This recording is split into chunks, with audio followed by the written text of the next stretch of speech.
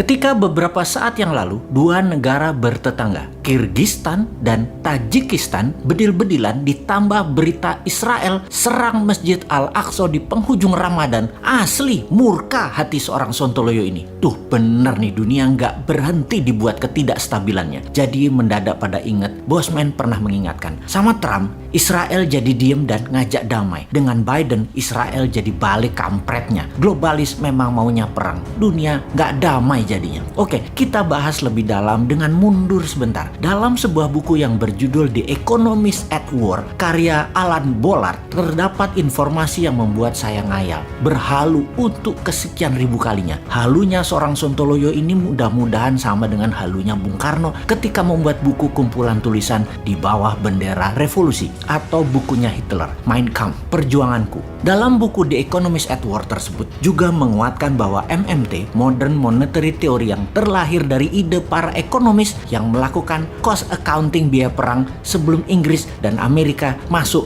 ke Perang Dunia Kedua. Buku The Economist at War menjadi buku berbahaya ketika generasi new mind membacanya. Buku ini buku yang dilarang oleh old mind, terutama kaum akademisi ekonomi di kampus-kampus ternama. Anda tidak boleh punya ilmu yang lain selain ilmu kampus ekonomi yang selama ini berjalan, ilmu yang maha benar. Di Indonesia, kaum ekonom papan atas yang bergelar panjang lebar dan lahir atau berada di kampus-kampus ternama di Indonesia ternyata semua sudah pernah duduk di berbagai kursi kabinet dengan berbagai presiden. Sudah 40 tahun ini, sejak tahun 71, bergiliran ekonom ini mengelola ekonomi negara Indonesia. Apa buktinya? Buktinya, apakah membuat Indonesia menjadi negara superpower? Rupiah di tahun 71 itu nilai $1 adalah sekitar 300-an rupiah. Sekarang tahun 2021 14.500-an. Pertanyaannya sederhana. Ditambah 3 tahun lagi sampai 2024, akankah membawa rupiah ke 10.000 atau ke 16.000? Ditambah lagi deh, karena populer dan rakyat suka dengan strategi buzzer, akan menggiring opini bahwa selama ini sukses. Jadi boleh tambah lagi hingga tahun 2029. Apakah rupiah jadi 10.000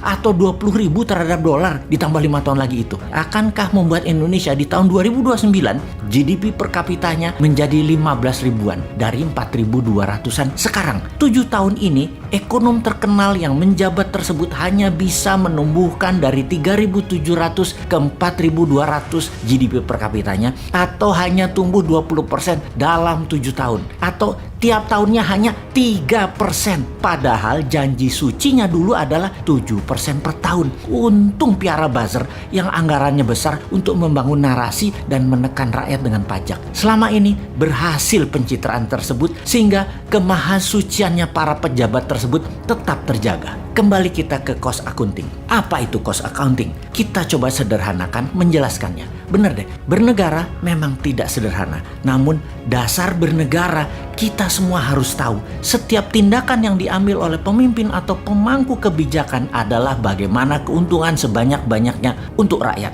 Saat ini ekonomi dan COVID di Indonesia menjadi masalah besar. Ada baiknya kita di mana salahnya bernegara dalam 12 bulan ini di dalam menangani economic at war dengan COVID, dan bagaimana sarannya untuk bernegara. Pertama-tama adalah menghitung cost accountingnya. Cost accounting adalah menghitung berapa biaya dari sebuah proses produksi beserta mata rantai produksinya. Semakin panjang lapisan produksinya, semakin baik ekonomi bernegaranya. Inilah biaya akunting yang harus dihitung sebelum dana diturunkan. Sekali lagi, kalau mengerti bernegara harus menghitung cost accountingnya terlebih dahulu. Dana BLT jangan asal kucurkan, namun dihitung efek mata rantai uang beredar dari tangan ke tangannya. Misalnya kita putuskan dana stimulasi ekonomi ini harus berbasis produksi minimum 12 lapis tanpa unsur impor. Ini harus dibuat rencana yang namanya cost accounting, dihitung rinci sekali. Kain misalnya yang akan kita buat, maka 6 lapis ke bawah harus kita urai rinci. Benangnya dari mana, bahan benangnya dari mana, kapas atau polyesternya dari mana, mesinnya dari mana, dan harus lokal konten semua, dan mesin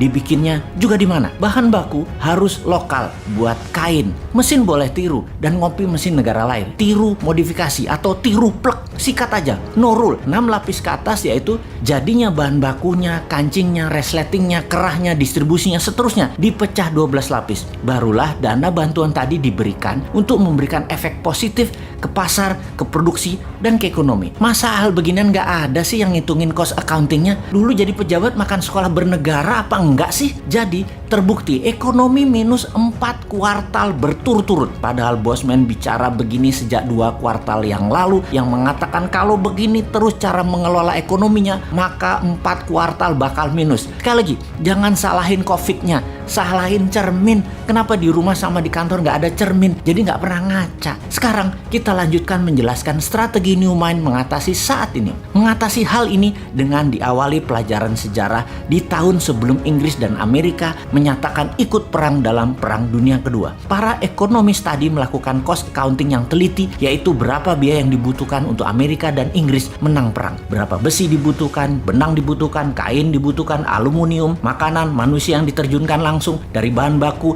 dirinci, diurai, didetailkan, kapas, tembaga, nikel, palladium, tantalum, bauksit, apapun mineral dirinci kebutuhannya hingga bahan baku tersebut menjadi benda, menjadi kapal perang, pesawat, kapal kargo, senjata, armor, dari personal hingga seluruh batalion, alat penunjang kesehatan, pangan, apapun itu diurai rinci dan semua produsennya didata. Dalam 2 tahun data ini lengkap dan di tahun 39 data tersebut rapi di meja Winston Churchill, Perdana Menteri Inggris kala itu, dan FDR Roosevelt, Presiden Amerika di kala itu. Apa yang mereka lakukan setelah itu? Ya printing money. Masa kayak menteri terpintar minjem IMF atau pakai obor Tiongkok? Ya enggak lah, kaum New Mind mah nggak bakal pinjem IMF atau obornya Tiongkok. Dikemas lebih modern. Dana tadi yang mendekati angka 3 triliun dolar uang sekarang dalam sekejap ekonomi 2 negara tersebut gigi 5 memproduksi mesin perang. Sekali lagi, apa underlayingnya? Ya benar, mesin perang. Jadi mengerti mengapa perang itu dibutuhkan negara jancuk Amerika. Seperti saat ini mulai nyerang Masjid Al-Aqsa di penghujung Ramadan. Dan perang 2 negara baru saja beberapa hari yang lalu antara Kirgistan dan Tajikistan. Pokoknya dunia gaduh aja sama Demokrat kalau jadi presiden. Dan sekali lagi, mereka anti-Trump karena mereka termakan propaganda politik globalis di belakang Partai Demokratnya Amerika. Baru nyadar ketika COVID tidak selesai saat ini. Perang di mana-mana membuat dunia menjadi tidak stabil. Dan semua itu apa? Semua itu demi uang. Kembali ke Indonesia. Kalau benar-benar mau menang lawan COVID, hitung cost accountingnya Genos, vaksin Nusantara, vaksin lokal lainnya yang terbukti aman, vitamin-vitamin, yang semuanya gratis untuk rakyat Indonesia. Lakukan sekarang cost accounting dan printing money-nya. Akhir tahun 2021, 100 juta manusia Indonesia punya imunitas tinggi. Dan tahun 2022, 270 juta manusia Indonesia punya imunitas tinggi. Harusnya selesai masalah COVID versi New Mind. Bagaimana Old Mind? Jadi pakai halunya New Mind.